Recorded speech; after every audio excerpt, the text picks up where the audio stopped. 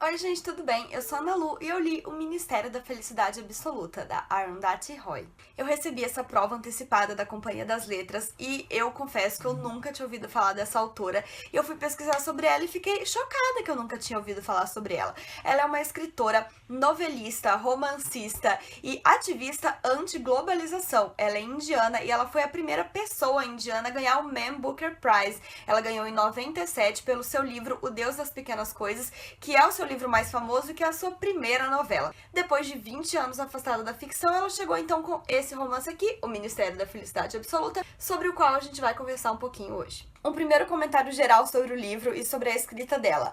Meu Deus, que fôlego que tem essa mulher. Eu vivia meio perdida na história, assim, parando pra pensar se eu tava realmente entendendo. Porque, assim, ela joga a história na sua cara feito um tufão. Parece que ela pisa no acelerador lá no primeiro capítulo e só vai parar no último. E é uma coisa atrás da outra, ela muda de núcleo de personagem, muda de espaço temporal. E a gente tem que acompanhar, porque ela não explica nada e tem hora que a gente fica, peraí, eu nunca ouvi falar desse personagem antes, por que ele apareceu? Só que você vai pegando o gancho, assim, à medida que você vai lendo. Como eu comentei no vídeo de leituras de junho, eu tava na metade dele, mais ou menos. Ele não é um livro pra você ler, assim, num ambiente barulhento ou com música. É um livro que você tem que ler prestando atenção, porque mesmo prestando atenção, eu confesso, eu vivia me perdendo. No geral, eu acredito que a proposta da autora com essa história foi falar da Índia. É como se a Índia fosse a verdadeira protagonista da história e os personagens meio que estão ali pra guiar a gente através dela. Como eu falei, então, a gente vai ter vários núcleos de personagens que vão aparecer e se entrelaçar ao longo da história, mas o primeiro personagem que aparece e que é o grande centro da história, eu acho que eu posso dizer assim, é o Aftab, que é o primeiro e esperadíssimo menino de um casal que já tem 4 meninas, só que ele é um bebê hermafrodita. A princípio a mãe meio que esconde isso do pai e ele é criado como um menino, mas mais tarde ele descobre, né, e revela sua verdadeira identidade feminina e se torna Anjum. Não que isso tenha acontecido de uma maneira muito fácil, ele vai passar por vários problemas com a família e ela vai morar então numa casa que é meio um bordel, meio um alojamento de mulheres como ela, e ali ela vai construir relações de amizade muito fortes, muito interessantes. Eventualmente na história ela vai acabar saindo dessa casa e vai morar numa casinha dentro do cemitério, onde ela vai meio que instaurar também uma pousada para pessoas diferentes, que não são aceitas na maioria dos lugares. E por causa disso, então, a gente vai conhecer também outros personagens muito interessantes que vão passar por ali. Como eu já comentei, então, através da história dessa personagem principal e de todos os outros que vão cruzar com a dela, a gente vai acompanhar principalmente a Índia, todos os seus conflitos e assim, desde os seus bairros mais miseráveis até os bairros extremamente luxuosos. E isso é uma coisa que me chamou muita atenção. Eu tava até conversando com meu namorado sobre isso, porque eu assisti um documentário que tem no Netflix que se chama India's Daughter, que vai falar sobre uma moça que foi estuprada e morta lá na Índia. E acaba que o documentário vai retratar também muito dessa disparidade que acontece na Índia, dessa desigualdade. Quando eu comentei com o Gabriel, ele falou que, mas isso acontece no Brasil também. E sim, acontece. Mas me parece que na Índia isso é ainda mais expressivo, ainda mais forte, porque os poucos bairros ricos são aquele luxo, assim, que a gente não consegue imaginar, que é tipo ouro a dar com pau, sabe?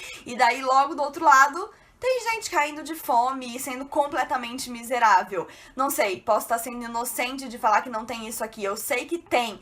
Mas, enfim, como eu falei, me parece que lá é uma coisa mais forte. Então, enfim, entrar em contato com isso, tanto através do documentário como da literatura, me deixou bastante reflexiva. A trama vai circular especialmente também ao redor do conflito da Caxemira, que é um território que é disputado pela Índia, pelo Paquistão e pela China. Essa parte da China eu descobri numa pesquisa que eu fiz, porque no livro a autora vai abordar mesmo a treta entre a Índia e o Paquistão. E é complicado vivenciar esse conflito todo através da história, porque é aquela questão de dois povos que tem que se odiar, assim, obrigatoriamente. É aquela questão tipo a da Palestina, onde as crianças ficam meio que perdidas, uma coisa meio Romeu e Julieta, assim, você não pode gostar de alguém do outro lado, você não pode conhecer, ser amigo de alguém do outro lado, porque é guerra, é Paquistão, é Índia e a gente não pode ser amigo porque a gente tá brigando por esse território. E ainda tem o pessoal desse território, né, os próprios caxemires, que acreditam que eles devem ser independentes, então que eles não devem pertencer nem à Índia, nem ao Paquistão e que se dane todo mundo que tá brigando por eles. Eu achei muito interessante e até enriquecedor que eu tenha resolvido pesquisar sobre a autora antes de ler o livro, né, já que eu nunca tinha ouvido falar dela,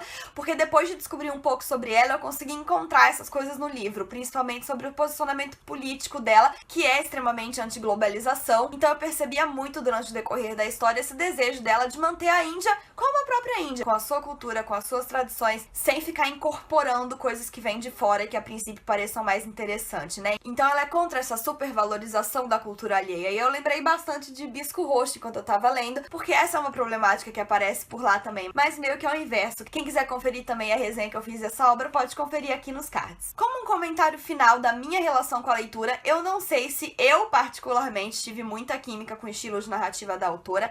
Eu prefiro algo mais poético, mais lento, assim, mais passeado, e como eu falei, a dela é algo muito rápido e que você tem que ficar atento demais pra não se perder. Mas isso, claro, não é um defeito dela, é uma questão minha com o estilo de literatura que eu gosto. Inegavelmente, ela é uma ótima romancista que tem um talento incrível e que eu gostei bastante de conhecer. Queria agradecer a Companhia das Letras pela oportunidade, porque dificilmente seria um livro que eu acabaria lendo se eu não tivesse recebido a prova. E deixa eu contar uma coisa, me senti muito vipona, muito early adopter, porque eu fui a primeira pessoa a marcar esse livro como lida no Scooby. Então é isso, pessoal, espero que tenham gostado desse vídeo. Se vocês se interessaram pela obra através da minha resenha e decidiram adquiri-la, compra pelo meu link aqui que eu vou colocar na descrição, porque comprando através dele você ajuda o canal a crescer sem pagar nada mais por isso, tá bem? Não esqueça de se inscrever no canal se ainda não for inscrito e dar um joinha se curtiu, porque isso também ajuda muito o canal a crescer.